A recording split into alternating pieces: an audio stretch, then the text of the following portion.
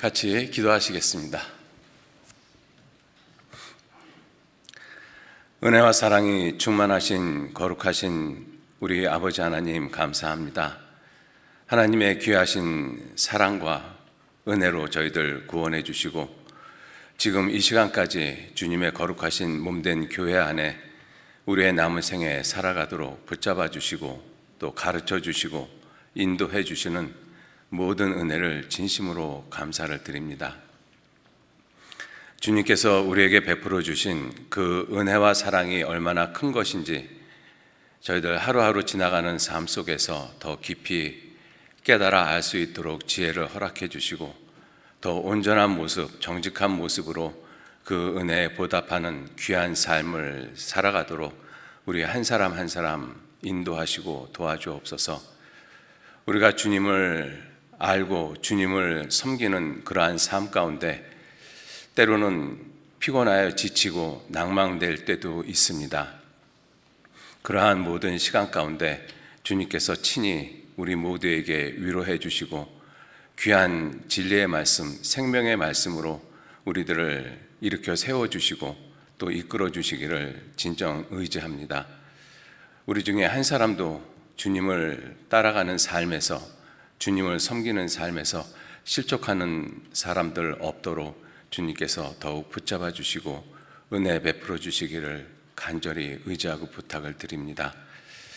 또 이번 한 주간 또 교회에서 집회가 진행되고 있습니다. 교구 집회 또 대학생 연합 집회 함께 진행되고 있습니다. 주님의 말씀이 증거되는 모든 곳에 주님 함께 해주시고 말씀을 전하시는 분들 또 말씀을 듣는 모든 분들에게 더욱 귀한 진리의 말씀으로 인도해 주셔서 구원함을 받을 수 있도록 주님께서 또한 도와주시고 이끌어 주옵소서. 이 시간도 온전히 주 성령님께만 의지하고 부탁합니다. 마치는 시간까지 주님 함께 하시고 도와주옵소서. 감사드리면서 우리를 구원하시고 지켜주시는 거룩하신 예수님 이름으로 기도 올렸습니다. 아멘. 우리 성경 룻기 찾겠습니다. 룻기 2장 찾겠습니다. 구약 성경 404페이지 찾으시면 되겠습니다.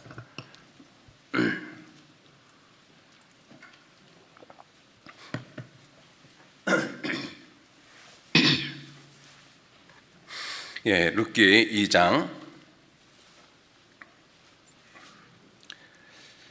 룻기 2장 10절 말씀서부터 13절 말씀까지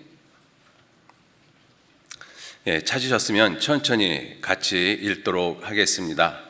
룻이 땅에 엎드려 절하며 그에게 이르되 나는 이방 여인이오늘 당신이 어찌하여 내게 은혜를 베푸시며 나를 돌아보시나이까. 보아스가 그에게 대답하여 가로되 내 남편이 죽은 후로 내가 시모에게 행한 모든 것과 내 부모와 고국을 떠나 전에 알지 못하던 백성에게로 온 일이 내게 분명히 들렸느니라. 여호와께서 내 행한 일을 보응하시기를 원하며 이스라엘의 하나님 여호와께서 그 날개 아래 보호를 받으러 온 내게 온전한 상 주시기를 원하노라. 룻이 가로되 내 주여 내가 당신께 은혜 입기를 원하나이다. 나는 당신의 시녀의 하나와 같지 못하오나 당신이 이 시녀를 위로하시고 마음을 기쁘게 하는 말씀을 하셨나이다. 죄송합니다. 철학의 위로라는 책에 보면 이런 글귀가 있습니다.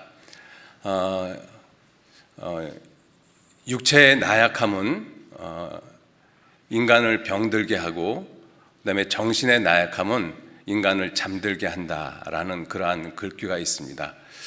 그러한 글귀를 놓고 우리 신앙적으로 좀 한번 생각을 해보면 믿음의 나약함은 우리의 영혼을 병들게 하고 우리의 영혼을 잠들게 한다라고 한번 생각도 해봤습니다. 그걸 생각을 해보면서 인간은 나약한 존재라는 것을 부인할 수가 없는 것이죠. 우리 모든 사람은 필연적으로 강한 모습이 아니라 아주 나약한 그러한 모습입니다. 그래서 병들기도 하고 또 사고로 다치기도 하고 죽기도 하고 또 마음이 상실돼서 좌절도 느끼고 또 실망도 느끼고 때로는 또 포기하고 싶은 생각도 들고 이러한 여러 가지의 모습이 우리 인생들 가운데 다 있습니다. 이유가 무엇이냐면 나약한 존재이기 때문에 그렇죠. 그래서 나약한 존재인 우리 모두에게 필연적으로 꼭 필요한 것이 무엇이냐면 위로인 것입니다. 우리가 이 세상을 살아가면서 누구한테도 위로받지 못하고 살아간다면 아마 그 삶은 참 너무나 힘들겠다라는 생각을 해봅니다. 우리 가운데 위로 한 번도 받지 못한 그런 분들은 아마 없으리라고 생각을 합니다.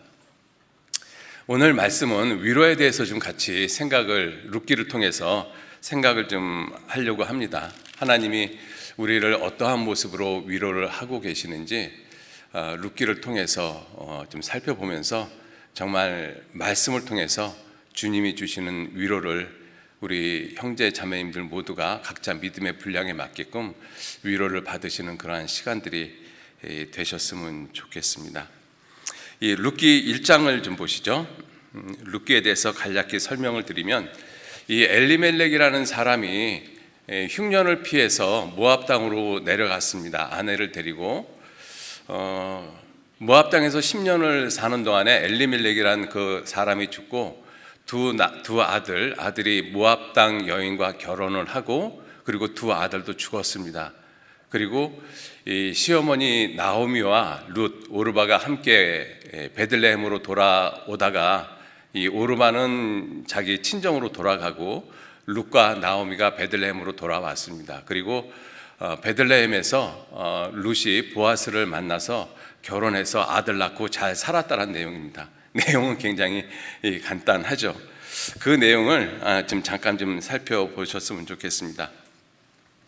룻기 1장 1절에 보시면 사사들이 치리하던 때에 이렇게 되어 있습니다. 사사들이라고 이야기를 하면 재판관들, 그 사람들을 사사들이라고 이야기를 합니다.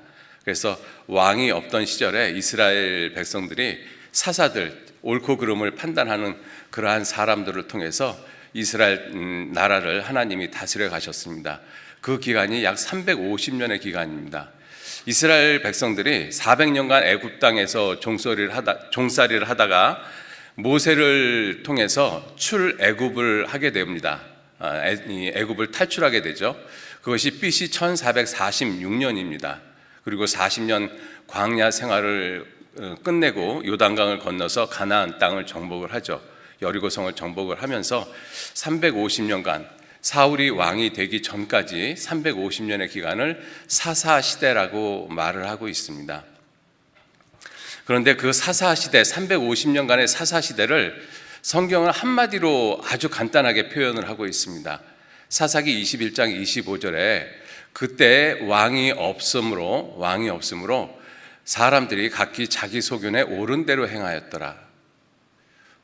얼핏 그냥 읽으면 참 자기 소견에 옳은 대로 살았으니까 참 편하고 좋은 세상이었겠다라고 생각을 할 수 있지만 조금 생각을 좀 달리 해보면 모든 사람이 자기 소견대로 옳은 대로 살면 과연 국가라는 그러한 이 체제가 유지되어질 수 있을까? 절대로 불가능합니다. 무정부 상태가 되어지죠.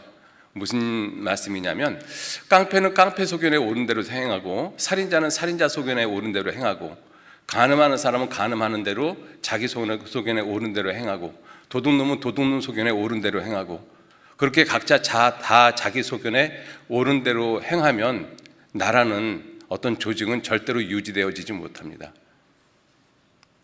사사시대 350년을 성경은 그렇게 표현하고 있습니다. 그때 왕이 없으므로 사람들이 각기 자기 소견에 옳은 대로 행하였더라. 이 사사들이 치려하던 때에 있었던 이야기 내용을 성경은 룻기에 기록을 하고 있습니다. 그 사사들이 치려하던 때 1장 1절 다시 보시죠. 사사들이 치려하던 때에 그 땅에 흉년이 드니라. 유다 베들레헴에 한 사람이 그 아내와 두 아들을 데리고 모압 지방에 가서 우거하였는데 그 사람의 이름은 엘리멜렉이요 그 아내의 이름은 나오미요 그 두 아들의 이름은 말론과 기련이니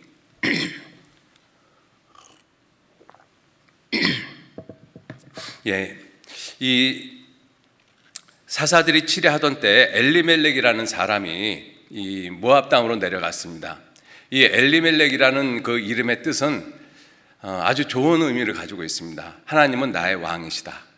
굉장히 좋은 의미를 가지고 있죠.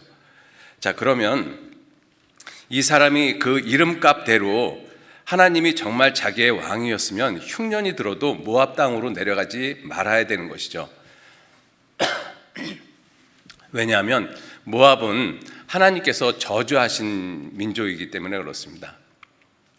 우리가 잘 알고 있듯이 모압 족속과 암몬 족속은 아버지와 딸 사이에서 이 자식들이 태어났지 않습니까? 그래서 하나님께서 그 민족을 갖다가 영원히 저주했습니다. 그래서 정말 엘리멜렉이라는 그 이름값대로 살았다면 아무리 흉년이 있어도 절대로 모압 땅으로 내려가지는 말아야 되죠. 죽어도 베들레헴에서 죽는 것이 옳은 것이죠. 근데 이 사람이 이 사사들이 치레하던 그때의 모습, 자기 소견에 옳은 대로 행하였더라. 이름은 하나님은 나의 왕이시다라는 그러한 좋은 이름을 가지고 있지만 자기 소견에 옳은 대로 베들레헴에 있는 자기 재산 다 처분하고 그다음에 아내 나오미, 그다음에 두 아들 말론과 기론을 데리고 모압 땅으로 하나님이 저주하신 땅으로 들어갔습니다. 3절 나오미의 남편 엘리멜렉이 죽고 바로 들어가면서 성경은 바로 엘리멜렉이 죽었다라고 표현하고 있습니다. 그리고 나오미와 그 두 아들이 남았으며 이제 아버지가 죽었죠. 그리고 어머니하고 두 아들이 남았는데 4절 그들은 두 아들을 가리킵니다. 모압 여자 중에서 아내를 취하였는데 이스라엘 백성들은 이방 여인들을 취하지 말라라고 광야 시대 때 신명기를 통해서 하나님의 명령을 통해서 분명히 명령을 받았습니다. 이방 여인을 취하지 말라라고. 더욱이 모압 여인이라면 하나님이 저주하신 민족의 여인이잖아요. 절대로 취할 수 없는 여인입니다. 그런데 이 두 아들이 이 모압 여인을 취했다라고 되어 있습니다. 그들은 모압 여자 중에서 아내를 취하였는데 하나의 이름은 오르바요 하나의 이름은 루시더라.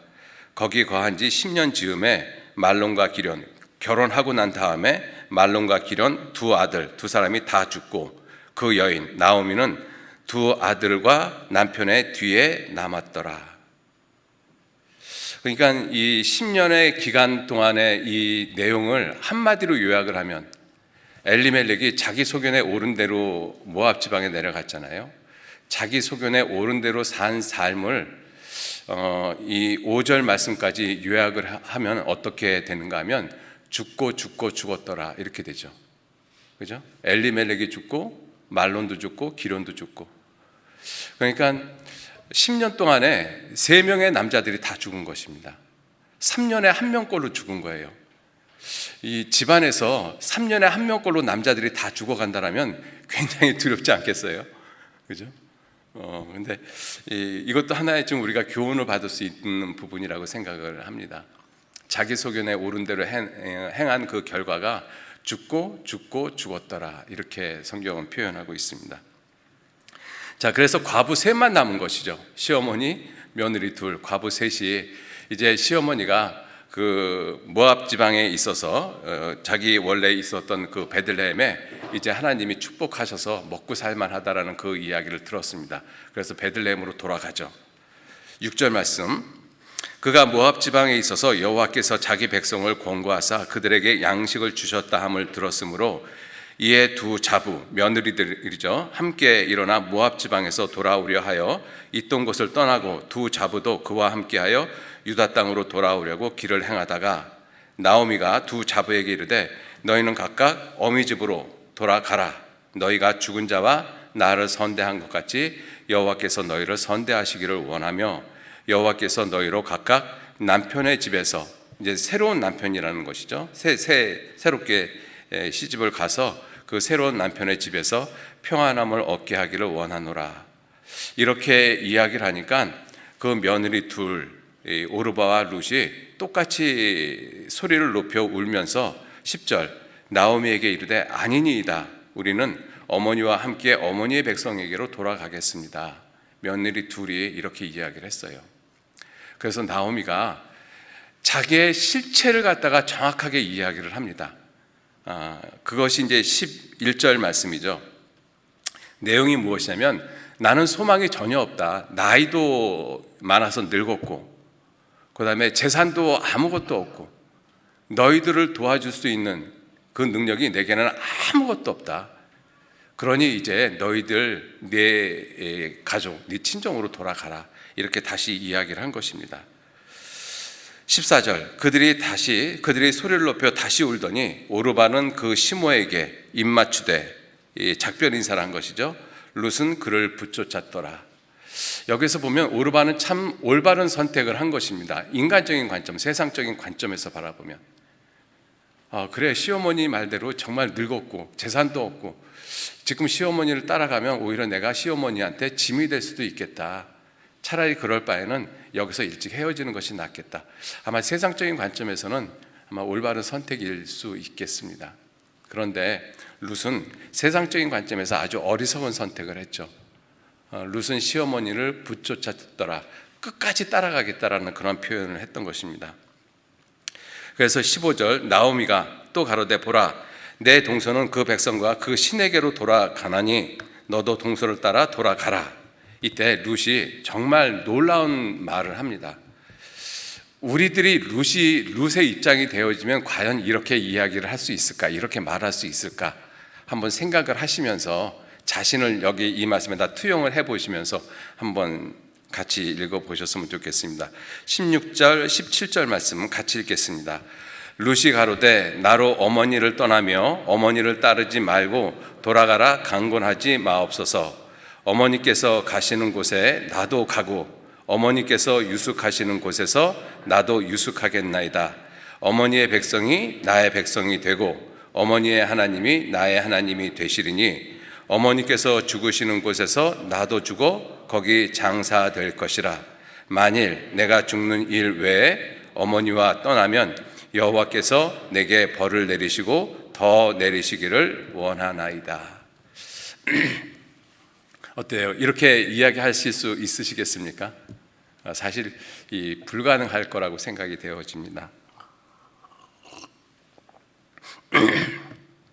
자, 이렇게 이야기를 하니까 나오미가 이 결심이 대단하구나 해서 결국은 이 룻을 데리고 베들레헴 땅으로 돌아갑니다. 자, 베들레헴 땅에 돌아오면서 나오미는 기쁨이라는 뜻이거든요.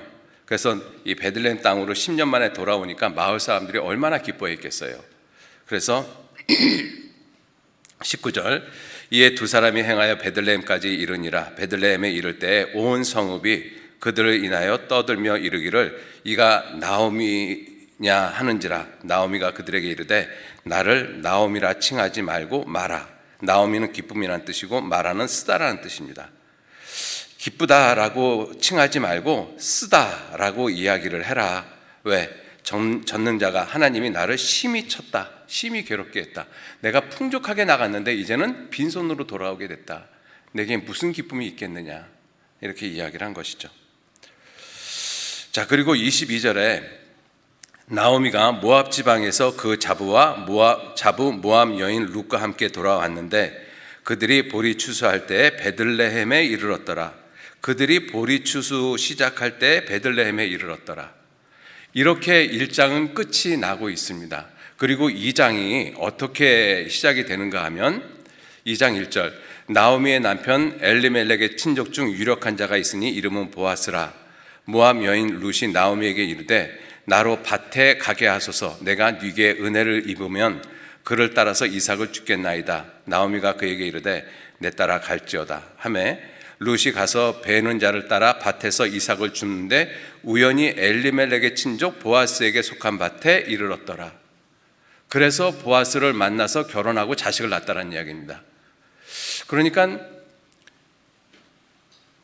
나오미하고 룻이 베들레헴에 돌아오는 때가 보리 추수하는 때였었고, 보리 추수하던 때에 이삭을 줍는 일이 바로 그 다음 날서부터 시작된 것처럼 느껴지잖아요. 그러니까 베들레헴에 돌아와서 룻은 아무런 고난도 없는 상태에서 기가 막히게 하나님의 은혜로 보아스를 만나서 결혼해서 자식을 낳은 것처럼 그렇게 문맥상으로는 읽혀집니다. 그런데 우리 하나님께서 일을 하시는 모습을 우리가 생각을 해보면 하나님께서 아무런 고난도 없이 내게 영광을 주시는 일은 거의 없습니다.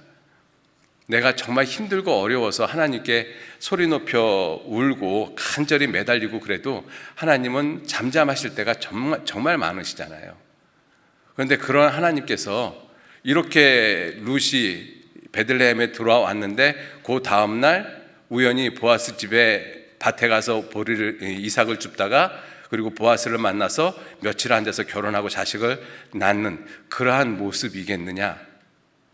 저는 아닐 거라고 생각을 합니다. 그리고 그게 아닐 거라는 그 단서를 가질 수 있는 것이 무엇이냐면 3장에 보시면 3장 10절에 보아스가 이렇게 이야기를 합니다. 보아스가 룻에게 3장 10절 11절 말씀 제가 읽겠습니다. 가로되 내 딸아, 보아스가 지금 룻에게 하는 말입니다. 여호와께서 내게 복 주시기를 원하노라. 내가 빈부를 물론하고 연소한 자를 좇지 아니하였으니 너의 베푼 인애가 처음보다 나중이 더하도다. 내 딸아, 두려워 말라. 내가 내 말대로 네게 다 행하리라. 내가 현숙한 여자인 줄 나의 성읍 백성이 다 아느니라. 룻이 현숙한 여자인 것을 성읍 백성이 다 안다라고 이야기를 하잖아요. 이방 여인이 이 도시에 들어왔는데 그 다음날 야, 저 여자는 현숙한 여인이냐? 그 동네에 있는 모든 사람이 그렇게 이야기할 리가 없죠. 왜냐하면 사람들은 남을 칭찬하는데 아주 인색합니다. 남을 판단하고 비방하는 데는 모든 사람이 동시에 아주 짧은 시간에 할 수 있어요. 아마 룻이 모압 족속의 여인이라는 걸 알았기 때문에 아마 동네 사람들은 야, 저 저주받은 족속, 모압 족속의 여인이야. 여호와의 총에는 영원히 못 들어오는 그런 여자야. 그 이야기를 아마 삽시간에 그 다음날 아마 다 퍼졌었을 수도 있어요. 사람들의 심성이 본래 악해서 남을 칭찬하는 것보다 남을 폄하시키고 판단하는 그러한 부분이 훨씬 더 발달되어져 있지 않습니까? 그런데 이 11절 말씀에는 내가 현숙한 여자인 줄 나의 나의 성읍 백성이 다 아느니라. 그렇게 성읍 백성이 다 알기까지는, 그 좋은 평판이 다 되기까지는 결코 짧은 시간이 소요되지는 않을 거라고 생각이 되어집니다. 얼마의 시간일지는 모르지만 얼마의 시간이 분명히 흘렀습니다. 그리고 사람들이 이 룻을 보면서 야, 저 여자는 모압 족속 여인인데 정말 사람이 다르네. 그런 이야기들이 하나하나 거쳐가고 시간이 지나가면서 모든 성읍 사람들이 그래, 저 여자는 모압 족속 여자이지만 참 현숙한 여인이야. 아마 이런 평판을 듣게 되어지지 않았을까. 그래서 룻이 베들레헴에 도착하자마자 바로 그 다음날 바로 얼마 안 돼서 보아스를 만나서 결혼했다라고 생각하는 것보다는 얼마의 시간 동안에 이스라엘 땅에서 많은 어려움을 겪었다라고 생각하는 것이 오늘 위로에 대한 말씀을 우리가 상고를 하는데 훨씬 더 도움이 많이 될 것 같습니다. 뭐 어떨지는 확실히 모르겠어요. 성경에 정확히 나와 있지는 않으니까. 자, 그렇게 생각을 하시고 한번 룻의 모습을 한번 좀 생각을 해보시죠. 룻이 모압 땅을 떠나서 베들레헴 땅으로 들어왔습니다. 모압 여인은 이방 여인이고 하나님께서 저주하신 족속이고 그 족속이 이스라엘 땅으로 들어왔어요. 이스라엘 땅에 있는 사람들이 이 모압 여인 룻을 과연 고운 시선으로 바라봤을까? 절대로 그러지 않을 거라고 생각이 합니다. 왜냐하면 우리도 일제시대 때, 일제 36년 강점기 때 우리나라를 떠나서 일본에 가서 산 우리 조선 동포들이 있잖아요. 그들이 일본 땅에서 얼마나 많은 서름을 당했습니까? 관동 대지진 때는 조선인들 때문에 결국은 지진이 일어났다라고 해서 무자비하게 학살도 했어요. 그게 이방인의 서름이거든요. 실제로 이방 땅에 살아보면요, 뭔지 모르는 불안함이 있어요. 아마 내가 태어난 나라가 아니라 다른 나라에서 살아본 사람들은 아마 그런 느낌을 분명히 가져보신 적이 있을 거예요. 뭔지 모르지만 불안하고 표현하기는 어렵지만 뭔지 참 편치 않는 마음, 그러한 마음이 항상 따라다닙니다. 그죠? 이 룻이 그랬을 거라고 생각이 들어요. 더군다나 하나님께서 저주하신 족속인데, 자, 그러한 상태에서 이 룻이 갖고 있는 이 삶의 고통이 무엇이냐면 가난이잖아요. 오죽했으면 이삭 주소로 다녔겠어요. 그죠?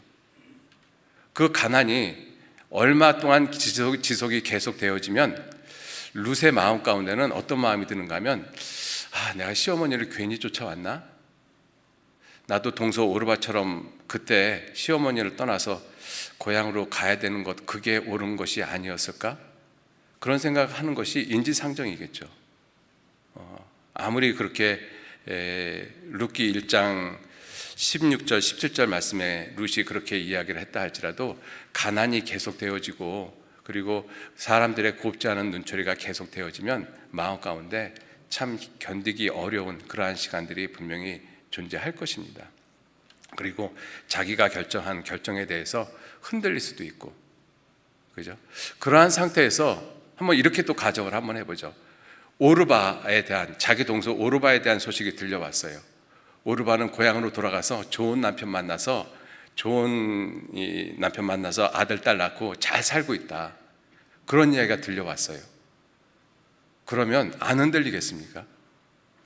그런데 또 소식이 들려오기를 룻의 어머니 아버지가 룻 자신 때문에 이 이스라엘 땅으로 간 그것 때문에 마음이 상심이 돼가지고 결국 화병으로 돌아가셨다는 이야기를 만약에 들었다라고 하면 룻의 마음이 어떻겠어요? 야, 이건 내가 진짜 잘못 선택한 거 아니야? 내가 이렇게 지금까지 이렇게 사는 것이 맞아? 어머니를 봐도 아무래도 그 가난에서 벗어날 수 있는 모습은 전혀 안 보이고, 이 이삭 죽기를 도대체 언제까지 해야 되지? 죽을 때까지 정말 해야 되나?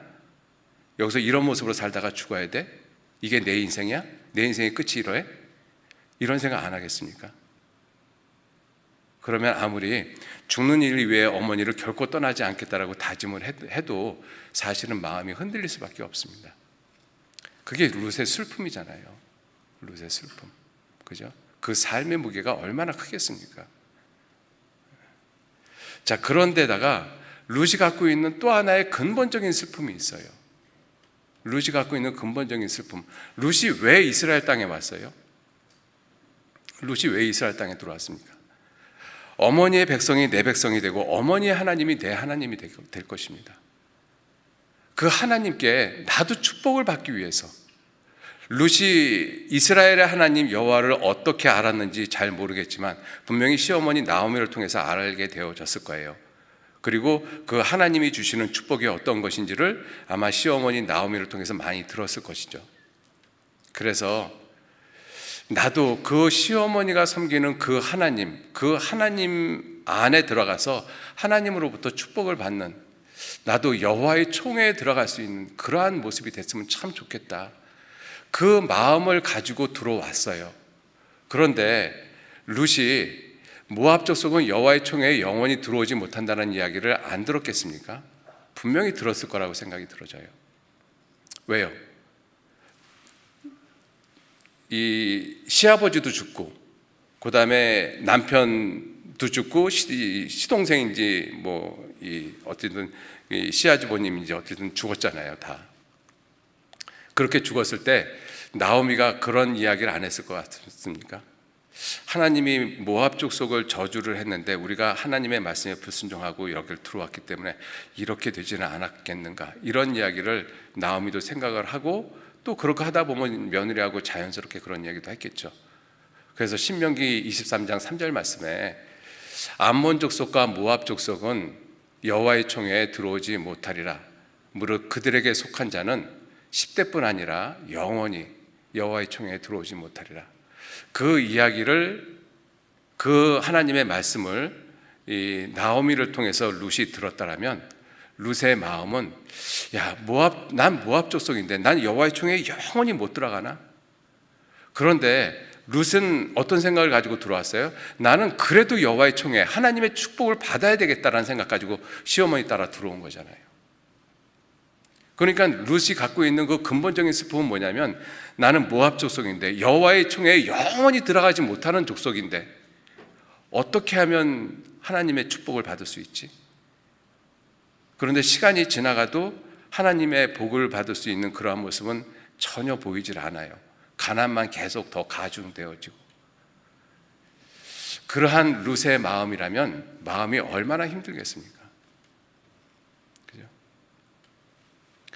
그래서 이 전도서 4장 1절에 보면, 내가 돌이켜 해 아래서 행하는 모든 학대를 보았도다. 오거라, 학대받는 자가 눈물을 흘리되 저희에게 위로자가 없도다. 저희를 학대하는 자의 손에 권세가 있으나 저희에게는 위로자가 없도다. 우리에게는 위로자가 없잖아요. 그죠? 이스라엘 땅에서 이 룻의 이와 같은 마음을 위로해 줄 수 있는 사람이 누가 있겠어요? 그 룻의 마음을 알아줄 사람이 누가 있겠습니까? 설령 그와 같이 룻이 이야기를 한다라고 해도 이스라엘 사람들은 룻에게 뭐라고 이야기를 하겠어요? 누가 그럼 너 보러 여기 들어오라 그래서 네가 선택한 거잖아. 네가 선택해놓고 너 왜 그런 이야기를 해? 기껏 돌아온 이야기가 그 얘기밖에 더 있겠습니까? 그러니까 자기가 마음속에 가지고 있는 그 근본적인 슬픔, 이 삶의 수고로운 짐, 무거운 짐, 이걸 누구한테도 이야기를 못해요. 고향에 있는 부모님한테도 이야기를 못하고, 이스라엘 땅에 있는 사람들한테도 이야기 못하고, 그렇다고 시어머니 나오미한테도 이야기하겠어요? 그것도 이야기 못하고. 사람이 정말로 힘든 때가 언제냐면, 내가 힘든 그 마음의 상태, 그 힘든 이야기를 누구한테도 할 수 없을 때, 그때가 가장 힘듭니다. 그죠? 자, 그러한 모습으로 룻이 이스라엘 땅에서 살아가고 있었을 때 이 보아스를 만나잖아요. 보아스를 만나서 보아스가 룻에게 여러 가지 모습으로 좋은 이야기를 해줍니다. 그래서 룻이 땅에 엎드려서 이 보아스에게 절하면서 이렇게 이야기를 합니다. 룻기 2장 10절 말씀을 보시죠.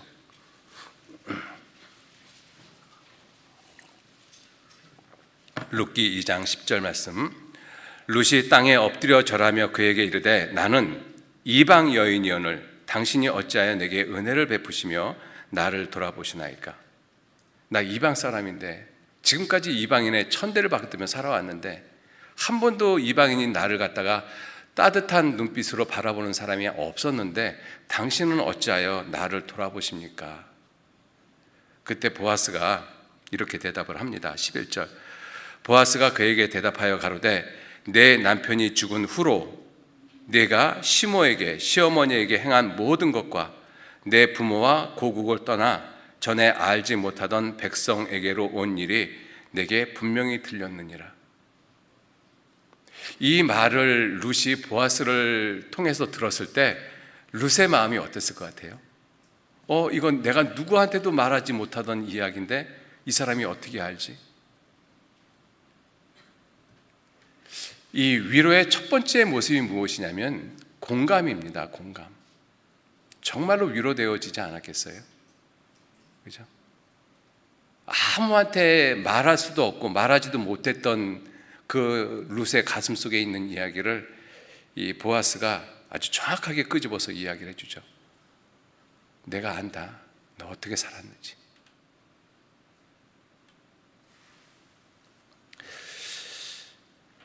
자, 12절. 그리고 12절 말한 내용이 무엇이냐면 보아스가 여호와께서 내 행한 일을 보응하시기를 원하며 이스라엘의 하나님 여호와께서 그 날개 아래 보호받으러 온 내게 온전한 상 주시기를 원하노라. 이 말을 또 룻이 들었을 때 나도 여호와의 총회에 들어갈 수 있나? 하나님이 내게 복을 주시나 보다. 이게 전혀 그것이 불가능할 줄 알았는데 이 사람은 어떻게 이 이야기를 하지? 그 날개 아래 보호받으러 온 것을 어떻게 알며 그 날개 아래 보호받으러 온 나에게 여호와께서 상 주시기를 원하노라. 받아주시는 것도 고마운데 거기에 상까지 주시기를 원한다라고 이야기를 하고 있으니까 이 룻의 입장에서는 얼마나 마음에 큰 위로가 되겠습니까?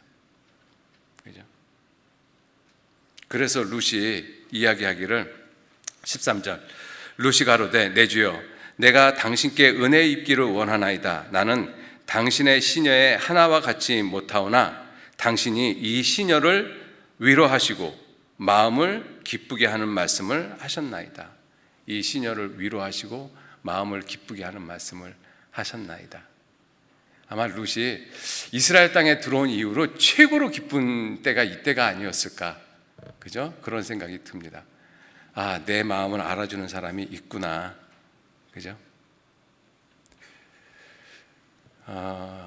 아까도 말씀을 드렸습니다만은 이 위로의 첫 번째 모습이 공감이거든요. 공감, 그죠? 정말 힘들고 어렵게 살아온 그러한 내 모습을 누군가가 나한테 그래 참 힘들었지, 내가 안다, 그 한마디가 그 사람의 마음을 다 녹여줍니다. 그죠?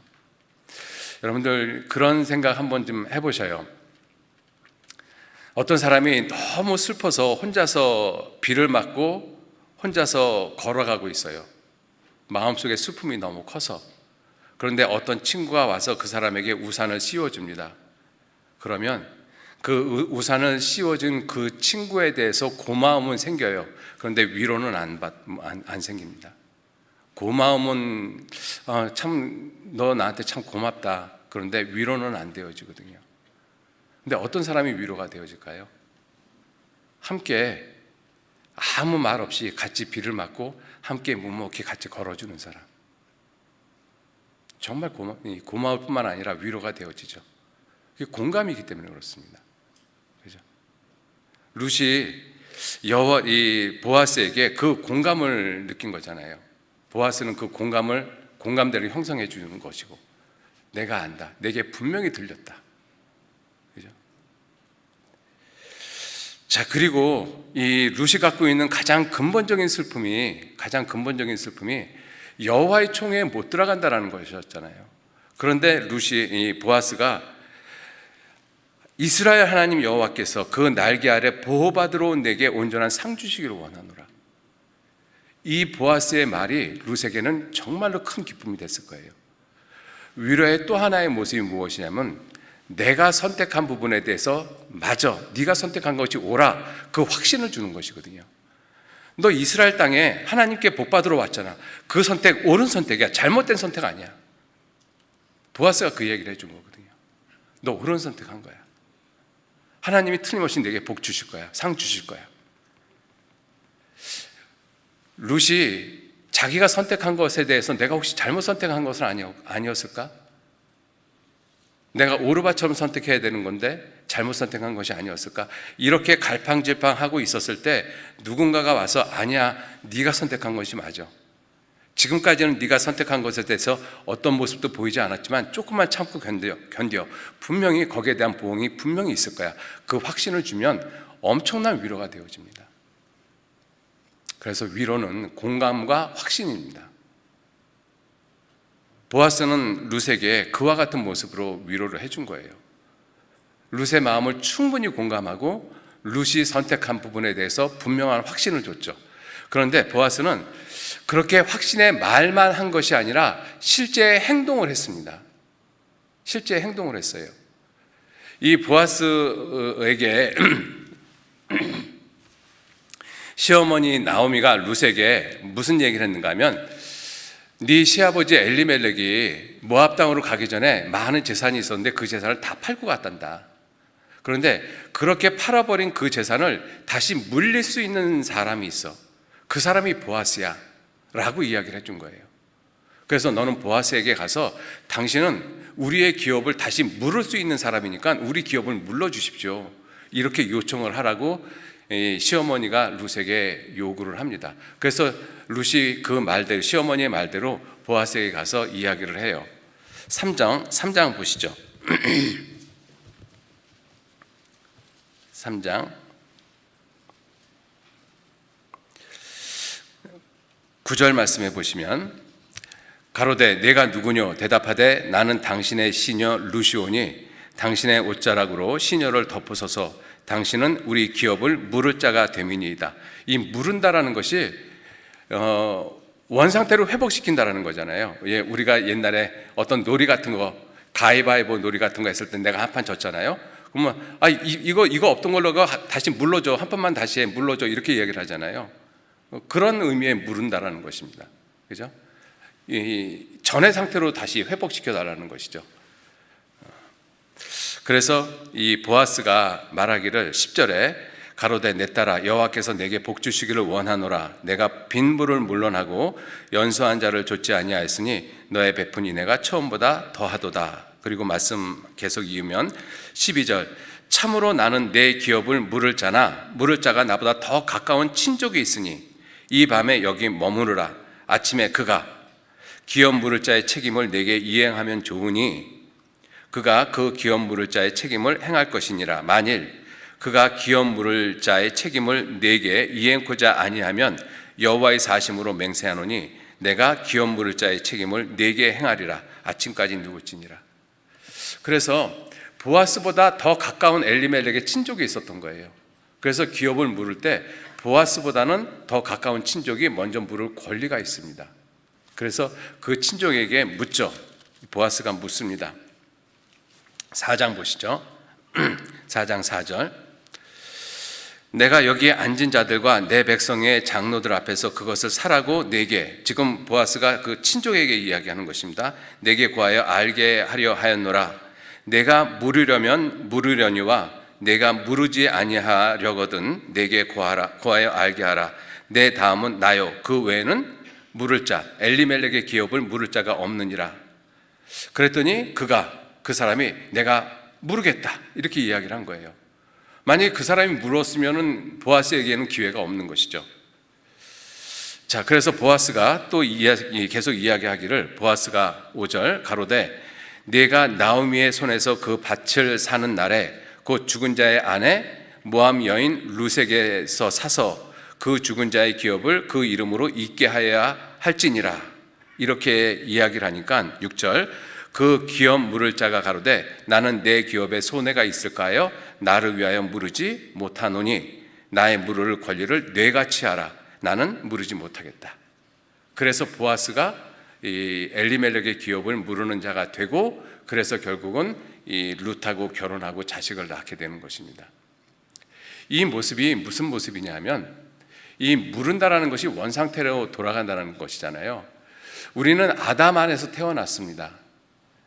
아담이 죄를 지은 이후에 우리는 모두 다 태어났잖아요. 그죠? 그래서 죄인으로 태어났습니다.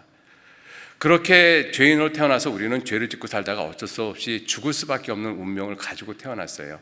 그래서 우리 모든 사람은 이 룻처럼 여호와의 총회에 영원히 들어가지 못하는 그러한 모습이 우리 죄인들의 모습입니다.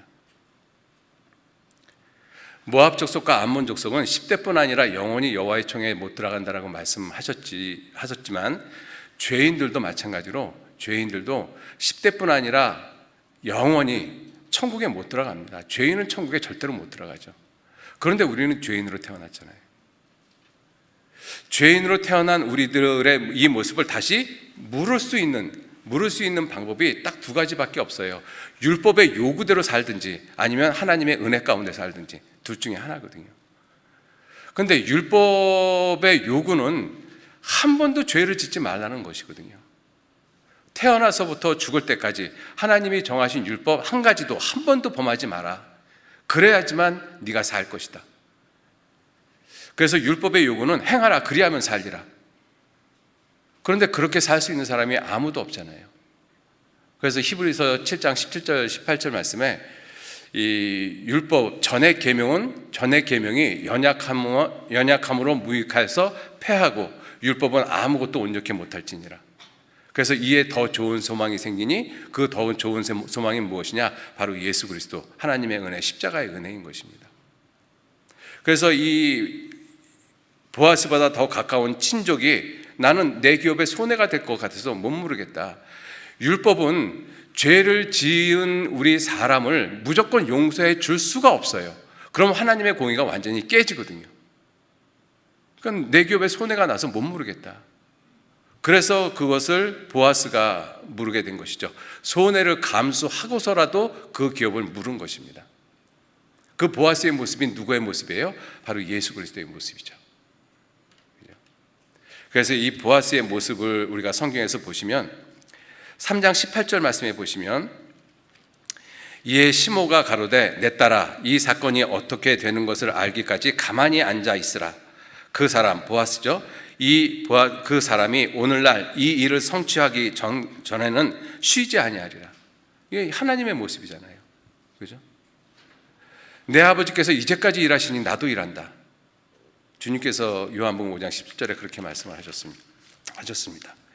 그리고 2장 20절 말씀에 나오미가 자부에게 이르되 여호와의 복이 그에게 있기를 원하노라. 이 보아스를 가리킵니다. 보아스가 생존한 자와 사망한 자에게 은혜 베풀기를 그치지 아니하도다. 누구셔요? 예수님이십니다. 그죠? 보아스는 예수님의 그림자의 모습이거든요. 그래서 이 보아스가 이제 이 엘리멜렉의 기업을 물러서 결국은 그 룻하고 결혼하게 되죠. 4장 10절 말씀 보시죠.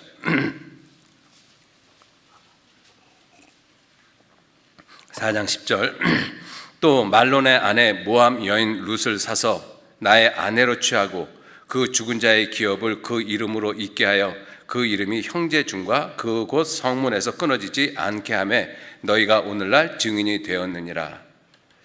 13절 이에 보아스가 룻을 취하여 아내를 삼고 그와 동침하였더니 여호와께서 그로 잉태케 하심으로 그가 아들을 낳은지라. 여인들이 나오미에게 이르되 찬송할지로다. 여호와께서 오늘날 내게 기업 물을 자가 없게 아니하셨도다. 이 아이의 이름을 이스라엘 중에서 유명하게 되기를 원하노라. 그래서 결국은 룻이 아들을 낳았습니다. 아들의 이름을 오벳이라 하고 오벳이 이새를 낳고 이새는 다윗 왕을 낳았다.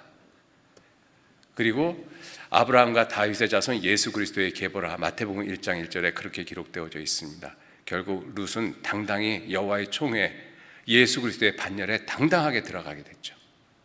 그죠?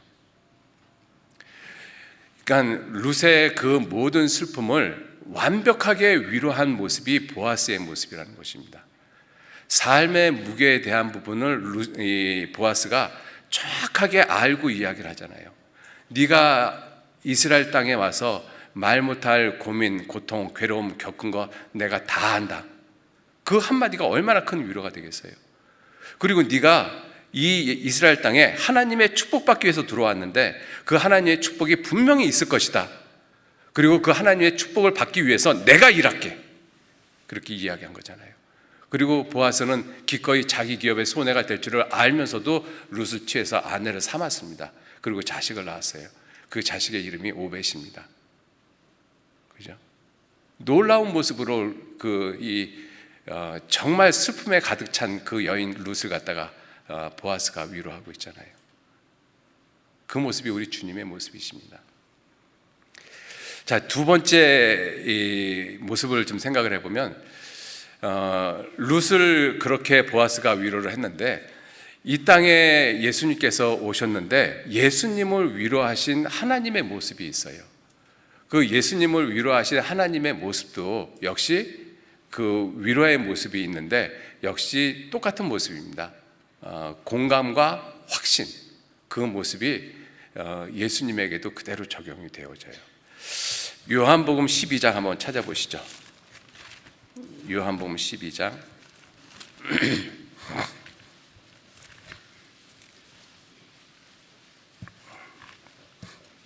요한복음 12장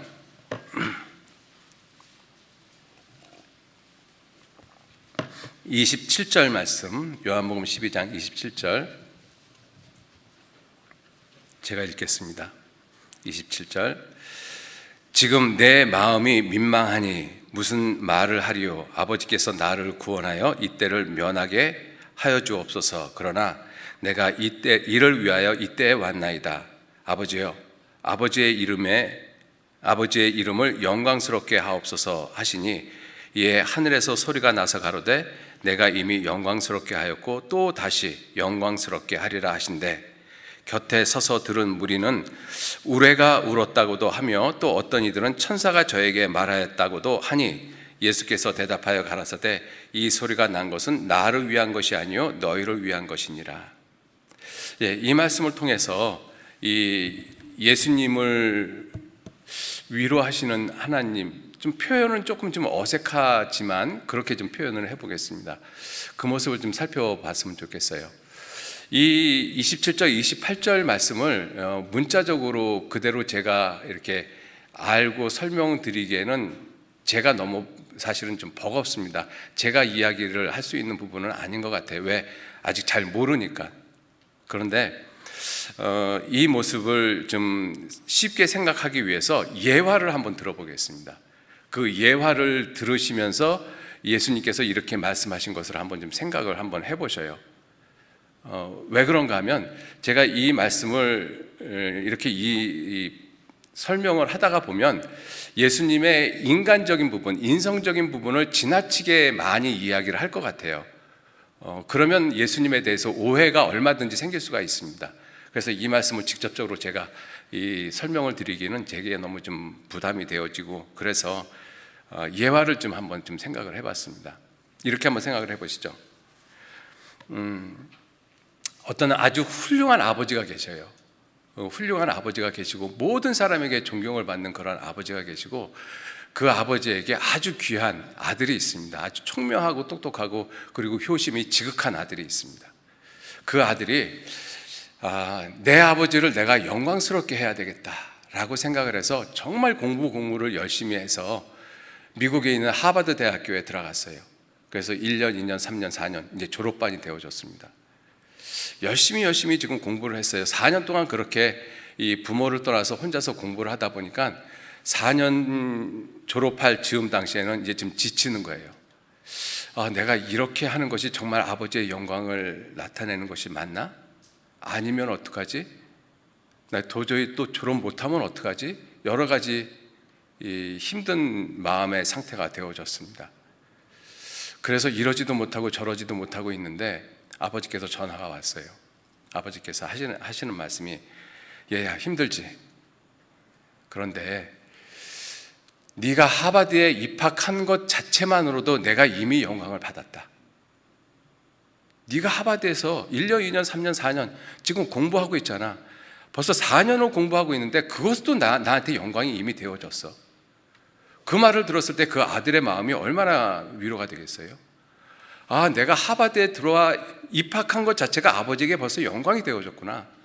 그리고 하버드에서 중도에 그만두지 않고 그 힘든 공부를 4년이나 계속하고 있는 것도 아버지의 영광을 나타내고 있는 것이구나. 그걸 아버지가 이야기를 해주잖아요. 그 아들한테 그게 얼마나 큰 힘이 되겠습니까? 그리고 이렇게 졸업하는 것이 정말 영광이 될까라고 고민을 하고 있는 그 아들에게 아버지가, 네가 만약에 거기서 졸업을 한다면 그 졸업은 더욱 나에게 큰 영광이 되어질 것이다 라고 이야기를 하면 그 아들은 얼마나 큰 힘을 얻을까요? 그죠? 그러니까 거기서도, 그 예화에서도 우리가 알 수 있는 것이 그 아들의 마음을 아버지가 충분히 공감을 해주고 있잖아요. 그리고 졸업을 해야 된다는 그 부분도 확신을 시켜주잖아요. 내가 이 학교에서 정말 죽는 한이 있어도 졸업을 해야 되겠구나. 아버지의 영광을 위해서. 이것이 잘못된 선택이 아니었구나. 아들에게 그것을 확실하게 심어주고 있잖아요. 그 모습을 생각하면서 27절 말씀을 다시 한번 보시죠. 27절, 28절 말씀. 지금 내 마음이 민망하니, 이어서 민망하다라는 그러한 의미는 어떠한 뜻이냐면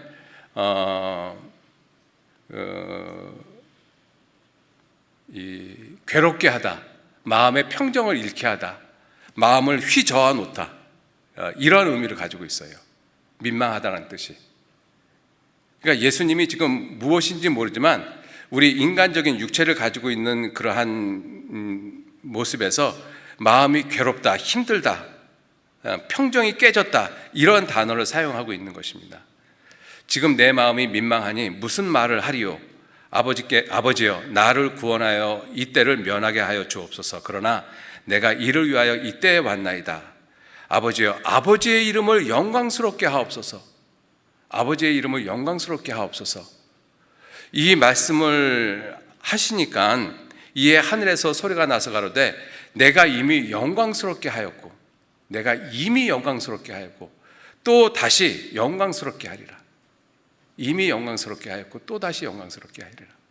여러분들, 예수님이 이 세상에 오신 것이 하나님의 영광입니다.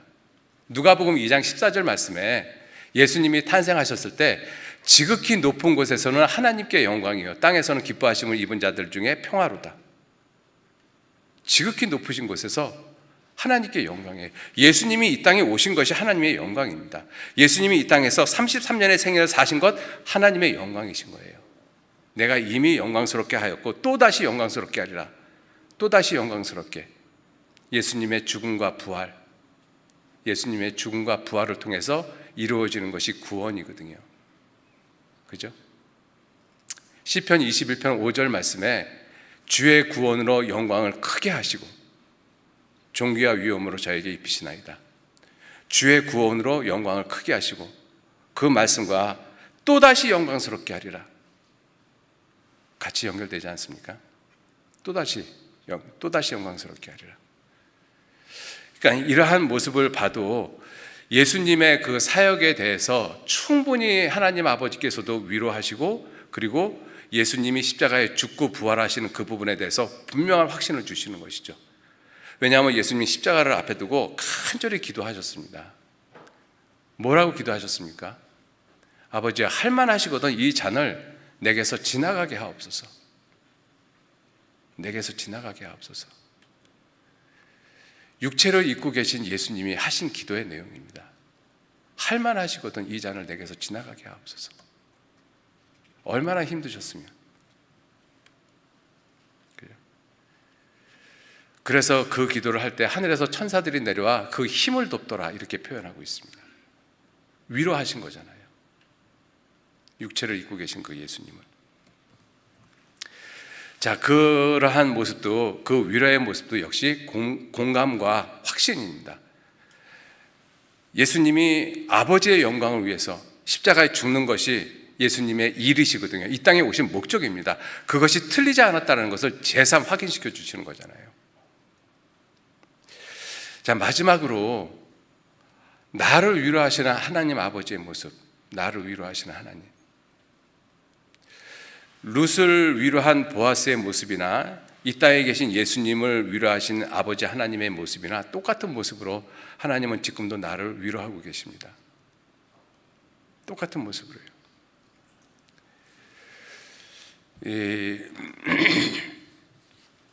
성경에 보면, 우리들의 모습을 보면 우리들도 룻하고 비슷하게 슬픔이 있습니다. 그 슬픔의 모습이 거의 룻하고 비슷해요.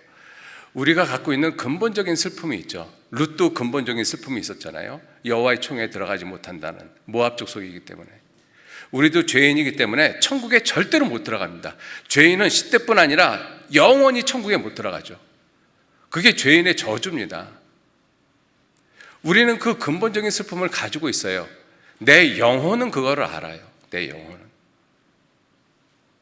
그죠? 그래서 우리 모든 사람은 그 부분에 대한, 그 죽음에 대한 두려움, 심판에 대한 두려움, 지옥에 대한 두려움을 피할 수가 없는 것입니다. 그 근본적인 슬픔이 있거든요. 그리고 두 번째는 아담이 저주함으로 말미암아, 아담이 이 선악과를 따먹으로 말미암아 하나님이 이 땅을 저주하셨잖아요. 땅은 너로 말미암아 저주를 받아 가시와 엉겅퀴를 내고 너는 종신토록 수고하여야 그 땅의 열매를 먹을 것이다. 그래서 모든 인생에게는 정말 놀라운 수고로운 짐이 있습니다. 수고로운 짐. 그죠? 그 두 가지 짐, 룻에게서 있었던 그 짐과 우리에게 있는 그 짐이 일맥상통합니다. 똑같은 모습이죠. 마태복음 11장 찾아보시겠습니다. 마태복음 11장.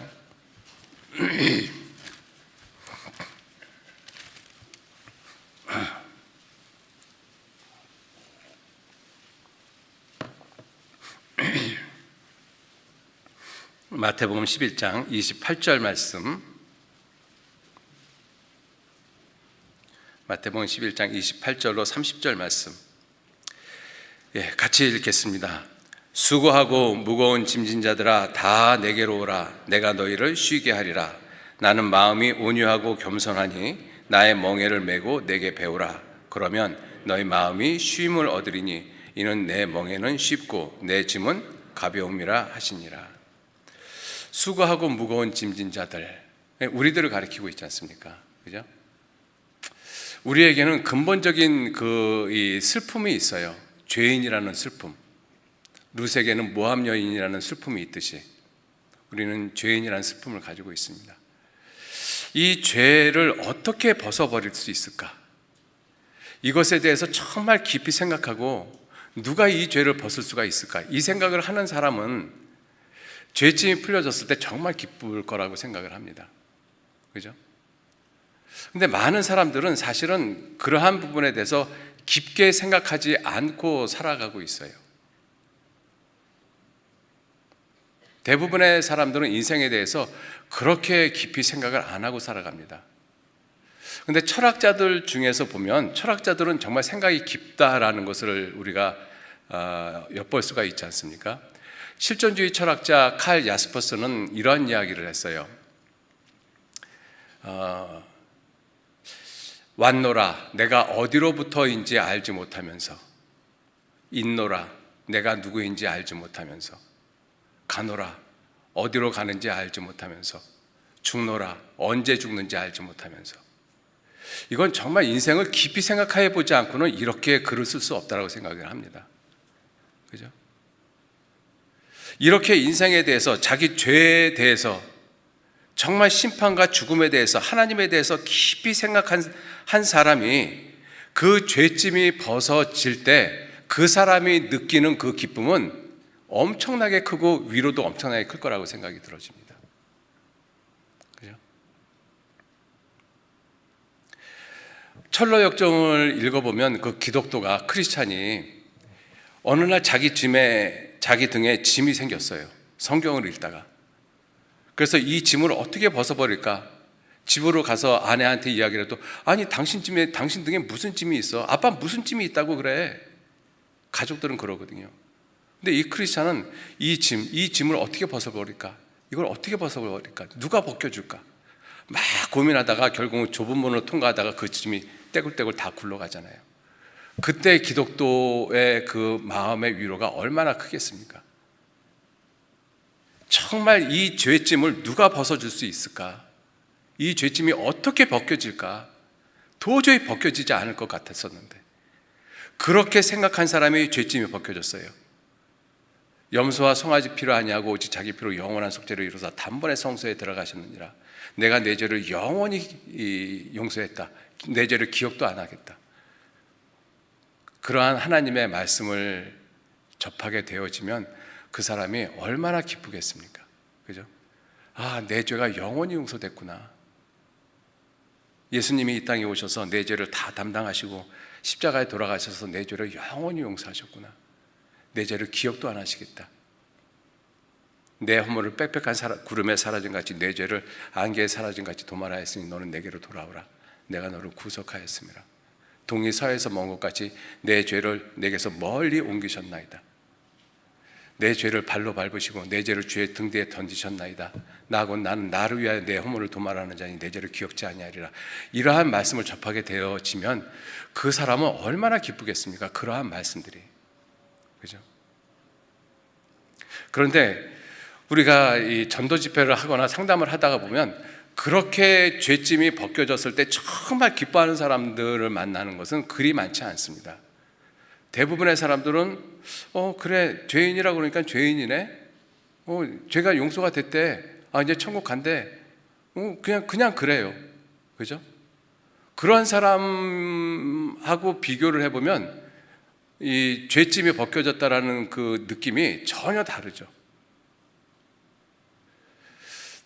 누가복음 7장 41절 42절 말씀에 예수님이 시몬에게 하시면서 말씀을 이렇게 하십니다. 빚 주는 자가 돈을 빌려주는데 한 사람에게는 50데나리온, 한 사람에게는 500데나리온씩 빌려줬다. 지금으로 이야기하면 한 사람에게는 500만 원, 한 사람에게는 5천만 원을 빌려줬다. 그런데 둘 다 갚을 것이 없어서 탕감을 해줬다. 그리고 하시는 말씀이 이 둘 중에 누가 더 많이 탕감을 받았느냐 이렇게 묻지 않으셨어요. 이 둘 중에 갚을 것이 없어서 둘 다 탕감을 해줬는데 이 둘 중에 누가 그 빚을 없애준 사람을 더 많이 사랑하겠느냐 이렇게 물어보잖아요. 그러니까 시몬이 내 생각에는 많이 탕감받은 자니이다. 당연하죠. 정말 죄 때문에 막 고민하다가 그 죄짐이 벗겨졌다. 내 죄를 위해서 하나님의 아들 예수님이 내 죄를 영원히 용서하셨다는 것이 깨달아지는 사람은 정말 뛸 듯이 기뻐할 것입니다. 그런데 대부분의 사람들은 그렇지 않아요. 저도 물론 그런 사람 중에 한 사람이었고, 저는 구원받았을 때 그냥 덤덤했습니다. 옆에 있는 사람이 구원 받았는지 안 받았는지도 모를 정도로. 그런데 시간이 지나가면서 하나님 말씀을 배우면서 내가 정말 지옥 갈 수밖에 없는 끔찍한 죄인이라는 사실이 더 깊이 깨달아지고, 그러다 보니까 주님의 은혜와 사랑이 더 깨달아지는 거예요. 아마 대부분의 사람들은 그렇게 하나님의 사랑을 점점 더 크게 깨달아진다고 생각합니다. 그런데 구원받았다라고 하면서 그런 모습도 전혀 안 보여요. 그건 꼭 점검해 보셔야 됩니다. 정말 내가 산 사람인지 죽을 사람인지. 자, 그렇게 우리의 근본적인 슬픔을 위로해 주신 분이 누구셔요? 예수님이셔요. 그죠? 예수님이십니다. 자, 그리고 우리가 삶의 저주받은 땅에서 살면서 삶의 슬픔들, 삶의 수고들이 많이 있잖아요. 수고하고 무거운 짐진 자들아 다 내게로 오라. 내가 너희를 쉬게 하리라. 제가 어떤 분을 잠깐 좀 말씀을 드리겠습니다. 그분이 지금은 11월 달이잖아요. 10월 21일 11시 45분에 구원을 받으셨어요. 제가 그 날짜를 기억을 하는데 며칠 전 사건이기 때문에 그렇습니다. 그분이 첫째 날 DVD 말씀을 2편을 듣고, 그 다음에 둘째 날 DVD 말씀을 4편을 아침 10시부터 밤 11시 45분까지 말씀을 듣고 구원을 받았어요. 자, 그런데 그분이 여자분이신데 이제 나이가 한 50줄에 들어섰습니다. 그분이 말씀 DVD를 듣기 전에 이제 상담을 하게 되어졌는데, 상담을 하면서 이 말씀을 읽었습니다. 수고하고 무거운 짐진 자들아 다 내게로 오라. 내가 너희를 쉬게 하리라 하고 읽고 있는데 어디서 우는 소리가 나요. 보니까 옆에 있는 이 말씀 들어온 사람이 울기 시작을 하는 거예요, 이 말씀에. 그래서 상담을 못하고 그냥 가만히 있었어요. 이 주변에 있는 사람들도 다. 그리고 이제 진정이 돼가지고 이제 상담을 끝나고 그냥 말씀을 들었습니다. 그날 2편 말씀을 듣고 그 다음날 4편 말씀을 듣고 구원을 받은 거예요. 그래서 구원을 받고 그 다음날 이제 7편 말씀, 생활에 대한 말씀을 들으러 와서 이제 물어봤습니다. 그때 이 수고하고 무거운 짐진 자들아 다 내게로 오라. 내가 너희를 쉬게 하리라. 이 말씀을 읽을 때 왜 그렇게 우셨어요? 그렇게 물어봤더니 또 울어요. 그러면서 하는 얘기가 뭐냐면, 내가 그러지 않아도 50여 년 동안 이 삶의 무게 때문에 너무 지쳐가지고 그래서 도망가다시피 해가지고 대만에서 20년을 살아왔는데 이 짐이 안 벗겨지더라는 것입니다. 그런데 이 짐을 갖다가 누가 벗겨준다고 그러니까 이게 얼마나 고맙냐는 거예요. 하나님을 모르는 상태였습니다. 말씀을 들으려고 하던 시점이었으니까. 얼마나 고맙냐는 거예요. 그 말씀만 들으면서 또 울어요. 제가 그래서 그 모습을 보면서 나는 구원받기 전에도 이 말씀 참 많이 읽었는데 한 번도 이 말씀을 읽으면서 울어본 적이 없거든요. 물론 우리가 성경 말씀을 듣거나 배우거나 설교 말씀을 들을 때 다른 어떤 말씀을 듣고 우리가 위로를 받으면서 운 그런 모습은 우리에게도 많이 있을 거라고 생각합니다. 그런데 저는 이 말씀을 통해서 한 번도 울어본 적이 없거든요. 그래서 저 혼자 생각을 해봤어요. 저분하고 나하고 이 말씀에 대한 느낌이 뭐가 다를까? 저는 제 삶의 무게를 그렇게 심각하게 생각해 본 적이 없던 거예요. 근데 그분은 구원받지 않았음에도 불구하고 삶의 무게가 정말로 자기를 짓누르고 있다는 걸 느낀 거예요. 그리고 누가 이것을 벗겨줄 수 있을까? 어떻게 하면 벗을 수 있을까? 그 사람이 이 말씀을 들었을 때 구원을 안 받았는데도 위로를 받잖아요. 제가 그걸 보면서 하나님의 말씀은 정말 살았구나. 산 자와 죽은 자를 위로하시는 하나님의 말씀, 그죠? 산 자와 죽은 자를 위로하시는 주님은 우리의 삶의 무게도 벗겨주십니다. 수고하고 무거운 짐, 수고로운 인생의 짐, 무거운 죄짐, 그 짐을 진 사람 다 내게로 오라. 내가 너희를 쉬게 하리라. 이 말씀이, 이 예수님의 말씀이 내게 정말로 위로가 되는 이유가 무엇이겠습니까? 위로가 되는 이유가 이러한 말씀이, 예수님이 내 죄를 영원히 용서하셨다. 수고하고 무거운 짐진 자들아 다 내게로 오라. 내가 너희를 쉬게 하리라. 이러한 말씀이 내게 위로가 되는 이유가 무엇이겠어요? 공감입니다. 예수님이 내 삶에 대해서 공감하고 계시다는 뜻이에요. 무슨 이야기냐 하면, 여러분들, 룻이 보아스의 말을 통해서 상당한 공감을 받았어요. 왜 그렇게 상당한 공감을 받았습니까? 룻은 이방 여인이잖아요. 근데 이 보아스가 한 말이 왜 그렇게 공감이 되어졌을까요? 보아스도 이방 여인의 자식이었거든요. 그 어머니가 여리고성 기생 라합이었습니다. 보아스가 자라면서, 어릴 때 자라면서 동네 아이들한테 기생의 자식이라는 얘기 안 들었을 것 같습니까? 이방 여인의 자식이라는 소리 안 들었을 것 같아요. 그거를 겪은 사람이잖아요. 그것을 겪은 사람이 똑같은 이방 여인의 슬픔을 알고 이야기를 하고, 만약에 룻도 그것을 알았다면 보아스의 말이 100번 1000번 위로가 되고도 남죠. 정말 공감이 되어지잖아요. 저 사람도 이방 여인의 자식이었구나. 그런데 여호와의 총회에 들어왔네. 나도 가능하겠다. 여러분들, 예수님의 말씀이, 예수님의 이러한 말씀이, 수고하고 무거운 짐진 자들아 다 내게로 오라. 내가 너희를 쉬게 하리라. 이 말씀이 내게 공감이 되어지는 이유가 뭐예요? 예수님이 히브리서 4장 15절 말씀 찾아보시죠. 히브리서 4장 15절 말씀.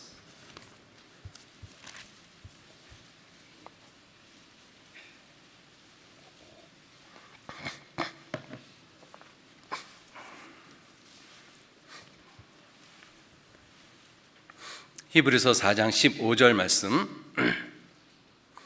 같이 읽겠습니다. 우리에게 있는 대제사장은 우리의 연약함을 체휼하지 아니하는 자가 아니요 모든 일에 우리와 한결같이 시험을 받은 자로되 죄는 없으시니라. 체휼, 몸소 겪었다라는 것입니다. 여러분들, 예수님은 우리와 똑같은 육체를 입고 오셨잖아요. 배도 고파 보셨고, 슬퍼도 해보셨고, 눈물도 흘리시고, 기뻐도 해보시고, 민망해 보시기도 하고, 괴로우셨다라고 말씀하셨잖아요. 그죠? 사람들한테 배반도 당해보고, 자기 제자한테 팔려보기도 하고, 사람들한테 침뱉음 당해보기도 하고, 뺨도 맞아보기도 하고, 사람들 앞에서 옷을 벗겨봄을 당하기도 하고, 채찍에 맞아보기도 하고, 죄 없는데 사형 판결도 받고, 결국은 십자가에 못 박혀 죽었습니다. 여러분들, 우리 가운데 예수님이 당한 그러한 모습을 겪은 사람이 있으십니까? 하나도 없잖아요. 근데 예수님은 정말 그 일을 다 당하셨어요. 예수님 얼굴에 침 뱉음을 당하셨잖아요. 조롱하고 놀리고.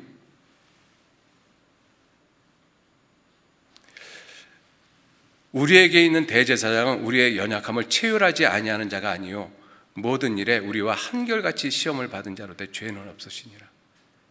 여러분들, 예수님의 말씀, 예수님이 행하신 일에 우리가 100% 공감하는 이유는 예수님이 우리와 똑같은 육체를 입고 이 땅에 사셨기 때문에 그래요. 하나님이시면서. 예수님도 배고파 보셨거든요. 피곤하시고. 그 예수님이 우리의 죄를 영원히 용서하셨어요. 그러니까 예수님께서 우리의 죄를 영원히 용서하셨다. 수고하고 무거운 짐진 자들아 다 내게로 오라. 내가 너희를 쉬게 하리라. 이것이 그냥 말로만 하신 것이 아니잖아요. 보아스가 룻에게 말로만 하나님이 내게 상 주시기를 원하노라 하고 끝난 것이 아니잖아요. 자기가 그 일을 했잖아요. 예수님이 이렇게 말로만 하신 것이 아니라 실제로 이 말씀을 이루셨잖아요. 실제로 우리에게 가장 근본적인 슬픔을 갖다 해결해 주셨지 않습니까? 죄 문제, 우리의 삶의 문제 해결해 주잖아요. 그런데 우리가 살아가면서 여러 가지로 마음에 염려, 걱정, 근심되는 일 많습니다. 그런데 예수님 뭐라고 말씀하셔요? 아무것도 염려하지 마라. 너희 구할 것 하나님께 아뢰라. 그리하면 모든 지각에 뛰어난 하나님의 평강이 그리스도 예수 안에서 너희 마음과 생각을 지키시리라. 그 말씀을 누가 하셨어요? 우리와 똑같은 육체를 입고 살아가신 그 예수님께서 하셨어요. 그래서 우리는 예수님 말씀에 100% 공감한다는 것입니다. 그래서 이 말씀에 우리가 위로를 받는 거예요. 구원을 받지 못한 사람이라 할지라도 자기가 삶에 정말 지치고 이 지친 삶에서 어떻게 하면 벗어날 수 있을까, 그것을 간절히 원했던 사람은 이 말씀 한마디만 갖고도 울 수 있습니다. 위로지 않습니까? 꼭 구원받아야지만 이런 말씀이 위로가 되어집니까? 아니에요. 산 자와 죽은 자를 위로하시는 하나님이십니다.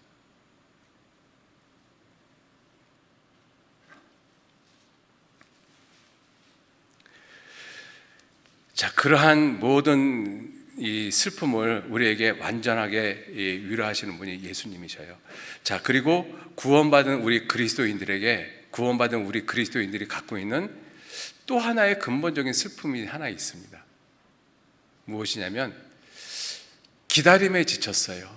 울다가 지쳐서 꽃잎도 빨갛게 멍이 든 그러한 모습으로 예수님을 기다리다가 지쳐있는 모습. 코로나 2년이라는 시간을 겪으면서 아마 그러한 모습이 많이 있는 것 같습니다. 예수님 오신다고 했는데, 예수님 오신다고 이야기한 지가 20년, 30년 전인데 아직도 오실 기미는 보이지는 않고, 예수님이 정말 오시는 거 맞아? 내가 그거 기다리는 거 이게 올바른 선택이야? 내가 선택한 거 아니야? 잘못 알고 있는 거 아니야? 교회에서 혹시 성경을 잘못 해석하고 있는 거 아니야? 이러한 생각 안 드십니까? 곧 오신다 하는데도 오실 것 같지는 않고, 그러다 보니까 언젠가는 오시겠지, 나 죽기 전에 올 거야, 전혀 생명 없는 그러한 이야기나 툭툭 던지는 그러한 모습이 우리들 가운데 있지 않습니까? 기다림에 지쳤어요. 예수님 오신다라고 하는데. 그런데 예수님께서 성경을 통해서 우리에게 아주 분명하게 위로하십니다. 여러분들, 성경에 7년 환난 기간 동안에 들어가면 한 사람이 모든 세상을 다스리는 세계가 온다라고 말씀을 하고 있습니다. 적그리스도가 통치하는 시대, 분명히 그 시대가 옵니다. 그렇게 되어지기 위해서는 세상은 반드시 하나가 되어져야 돼요. 여러분들, 근데 한 10여 년 전만 해도 매스컴이나 많은 이 인문학자들 또는 정치인들이 입에 침이 마르도록 이야기하던 것이 뭐였었는가 하면 세계화, 하나의 정보, 단일화, 이것을 아주 입이 마르도록 이야기를 하고 다녔어요. 근데 요즘 그 세계화 이야기하는 사람이 있습니까? 없어요. 국제정치를 하는 사람들도 이렇게 이야기를 합니다. 이제 유럽연합도 하나가 됐는데 영국이 탈퇴하고 그리스도가 아니라 그리스 나라도 탈퇴하려고 하고, 다른 여러 나라들이 이제 EU에서 탈퇴하려는 움직임이 보이잖아요. 그러니까 세계화는 이제 끝났다라고 이야기를 하고 있습니다. 그리고 미국 트럼프가 대통령이 되어지면서 이제는 이 자국 보호 정책으로 가고 있잖아요. 그래서 세계화가 끝나고 이제는 개별 국가 체제로 다시 환원되어지는 그러한 모습이 지금 현재 국제정치 사회다라고 국제정치학자들이 이야기를 하고 있습니다. 그런데 저는 그것이 틀렸다라고 아주 확신합니다. 왜? 요한복음 13장은 반드시 세계화를 분명히 말씀하고 있어요. 한 사람이 모든 사람을 다스리는 하나의 정부, 하나의 세계, 반드시 이루어져야 됩니다. 여러분들, 세계화가 이제는 지나가고 단일 국가 체제로 들어선 것이 아니에요. 세계화가 완성이 되어졌습니다. 세계화가 완성이 되어졌기 때문에 더 이상 세계화를 외칠 필요가 없어요. 그것을 어떻게 할 수 있느냐? 코로나가 아주 분명하게 증명해 줬어요. 여러분들, 코로나가 발생하기 전까지만 해도 세계는 같이 움직이지 않았습니다. 아무리 세계화를 외쳐도 같이 움직이지 않았어요. 코로나가 발생하기 전 우리나라 비행기 못 뜨게 할게, 우리나라 입국 금지할게, 그러면 그래 네 나라 그렇게 해, 우리는 안 할게, 이게 같이 움직이지 않았거든요. 그런데 코로나 시대부터는 놀랍게도 같이 움직입니다. 마스크 써, 그럼 다 마스크 써요. 전 세계가.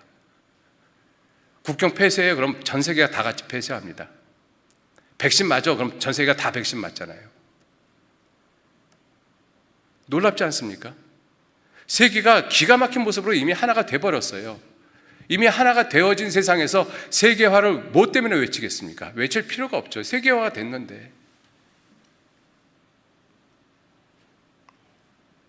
여러분들, 그러한 모습을 보면 성경의 예언이 놀라운 모습으로 이미 성취되어지고 있는 것을 우리 눈앞에 정말 분명하게 보고 있잖아요. 그런 거 보시면서 위로를 받으셔야지 맞는 거잖아요. 그죠? 아, 성경 말씀이 틀리지가 않았구나. 내가 예수님의 재림을 기다리는 것이 틀리지가 않았구나. 잘못된 선택이 아니었구나. 확신하셔야 되잖아요. 그죠? 여러분들, 좀 있으면 전 세계는 백신의 증명서를 갖다가 이제 발급을 한다라고 이야기를 합니다. 같이 움직여요. 근데 놀랍게도 꼭 이스라엘이 먼저 하더라고요. 무슨 이유인지는 모르겠지만. 이스라엘이 백신 증명서를 발급을 하면서 이제 관공서나 비행기 또 이러한 기타 등등 이러한 장소에 백신 증명서가 없으면 출입을 못하게 하겠다. 올 초부터 그 얘기했었거든요. 그런데 서서히 그러한 모습으로 가고 있잖아요. 우리나라도 이제 백신 안 맞으면 비행기 못하게 한다는 이야기도 서서히 나오고 있고, 놀랍게 하나로 가지 않습니까? 전 세계가 그것 때문에 구제금융 실시한다라고 하니까 전 세계가 같이 하잖아요. 미국도 재난지원금 주고, 우리나라도 주고, 일본도 주고, 뭐 정신없이 돈 퍼서 주고 있거든요. 똑같이 움직여가고 있지 않습니까? 우연이겠습니까? 에이, 방역이라는 것 때문에 그렇죠. 맞습니다. 그 얘기도 틀린 얘기는 아니에요. 그래서 질병본부의 권한이 엄청나게 세졌어요. 국가 최고 권력만큼 세졌습니다. 이제 방역이라는 이름으로 모든 것을 다 통제할 수 있어요. 전 세계가 똑같잖아요. 이상하다고 생각하지 않습니까? 저는 시온 의정서가 분명히 확실히 사실이라고 믿습니다. 저 그거 음모론이라고 생각하지 않아요. 시온 의정서로 되어져 가고 있거든요. 그러한 시대에 우리들이 살고 있습니다. 마지막 때에 요한계시록 6장에 보면 셋째 천사가 나팔을 불 때 검은 말을 탄 자가 나왔다라고 돼 있고 손에 저울을 가졌다라고 돼 있습니다. 그리고 하는 말이 한 데나리온의 보리석된 밀 한 대로다. 한 데나리온이면 남자 하루 품삯입니다. 지금으로 따지면 10만 원 정도 되겠죠. 그 10만 원에 밀 한 대, 밀 한 대면 쉽게 생각하면 식빵 한 덩어리입니다. 10만 원에 식빵 한 덩어리라는 거예요. 무슨 이야기입니까? 하이퍼 인플레이션이에요. 초인플레이션. 여러분들, 하이퍼 인플레이션이 일어나면 종이 돈은 종이가 됩니다. 하이퍼 인플레이션이 일어나면 종이 돈은 종이가 돼요. 말 그대로. 그러니까 전자화폐로 갈 수밖에 없는 세상이 다가왔어요. 이제 세계 같이 움직이고 있잖아요.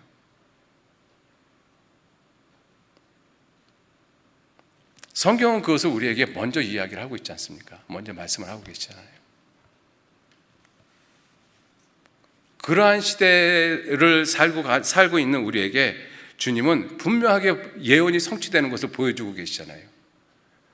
예언의 말씀이 성취가 안 되는 것이 아니라 놀라운 모습으로 성취되어지고 있지 않습니까?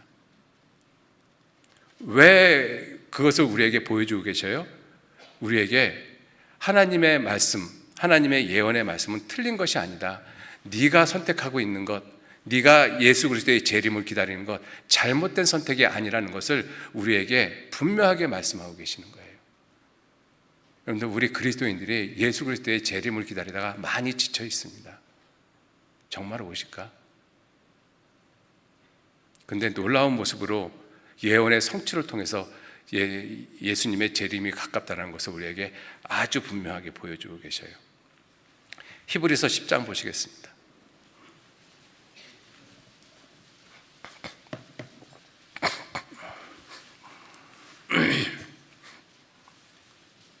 히브리서 10장 36절 37절 말씀, 36절 37절 같이 읽겠습니다.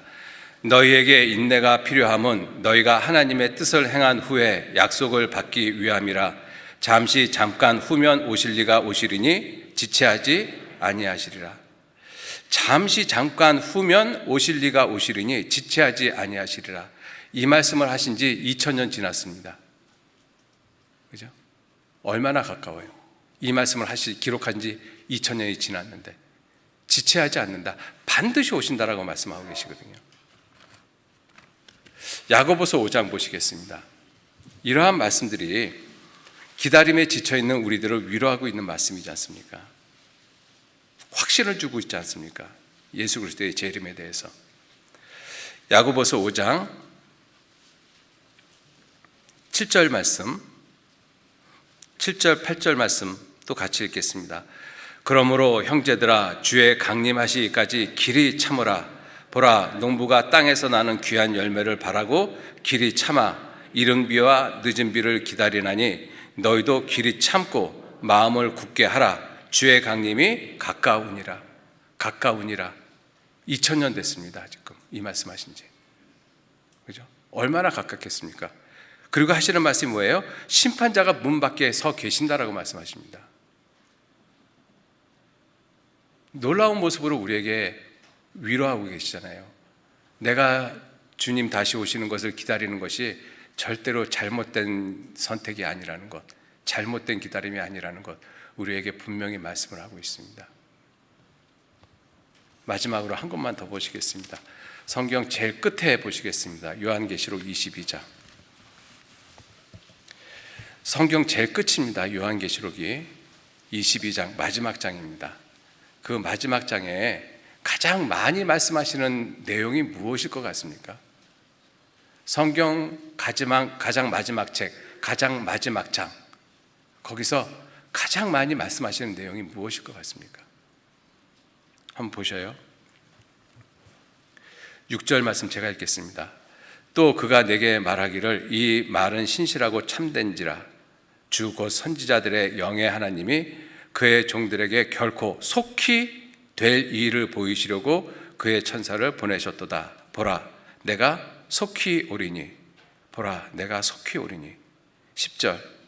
또 내게 말하되 이 책의 예언의 말씀을 임봉하지 말라. 때가 가까우니라. 12절. 보라, 내가 속히 오리니. 내가 속히 오리니. 놀랍게 반복되고 있지 않습니까? 마지막 장이면 얼마나 할 말이 많으시겠어요. 중요한 말씀. 근데 이 말씀이 중요하다라는 거예요. 내가 속히 오겠다. 그리고 마지막 절, 21절이 마지막 절인데 21절은 사실은 인사 말씀입니다. 그래서 성경 전체에 사실 마지막 절은 20절 말씀이거든요. 그 마지막 절이 뭐라고 되어 있습니까? 같이 읽겠습니다. 이것들을 증거하신 이가 가라사대 내가 진실로 속히 오리라 하시거늘 아멘. 주 예수여 오시옵소서. 내가 진실로 속히 오리라. 진실로 오리라가 아니라 진실로 속히 오리라. 우리 그 시대에 살고 있습니다. 놀라운 모습으로 주님 우리에게 위로하고 계십니다. 그죠? 내 슬픔을 놀랍게 공감을 해 주시고, 왜? 예수님이 그 모든 슬픔을 몸소 겪으셨기 때문에. 그리고 내가 예수님을 기다리는 그 재림에 대한 믿음에 확신을 주고 계시잖아요. 그 확신 틀리지 않았다고 말씀하고 계십니다. 여러분들, 우리 코로나 시대에 지금 많이 지쳐 있는데 다시 우리 마음을 다잡고 정말 주님 언제 오실지 모르는데 그 주님을 위해서 정말 힘껏 한번 살아보십시다. 같이 기도하시겠습니다. 주님, 귀한 은혜와 사랑에 진심으로 감사를 드립니다. 우리들 구원함을 받고 이 세상에 살아가면서 여러 가지 힘들고 어려운 그러한 시간들 만납니다. 그러한 모든 시간대마다 주님께서 친히 우리들 위로해 주시고 진리의 말씀, 능력의 말씀, 생명의 말씀으로 우리들 붙잡아 주셔서 넘어져 있는 사람 있으면 붙들어 일으켜 주시고 다시 주님을 위해서 힘있게 살아갈 수 있도록 주님께서 힘과 용기를 허락해 주시고 주님의 영광을 위해서 남은 생에 살아갈 수 있도록 우리 모두 이끌어 주시고 인도해 주옵소서. 우리들의 나머지 모든 시간들 오직 선하신 주님의 손에만 의지하고 부탁합니다. 끝까지 함께 하시고 도와주옵소서. 감사드리면서 우리를 구원하시고 세상 끝날까지 지켜주시는 거룩하신 예수님 이름으로 기도 올렸습니다. 아멘. 예, 우리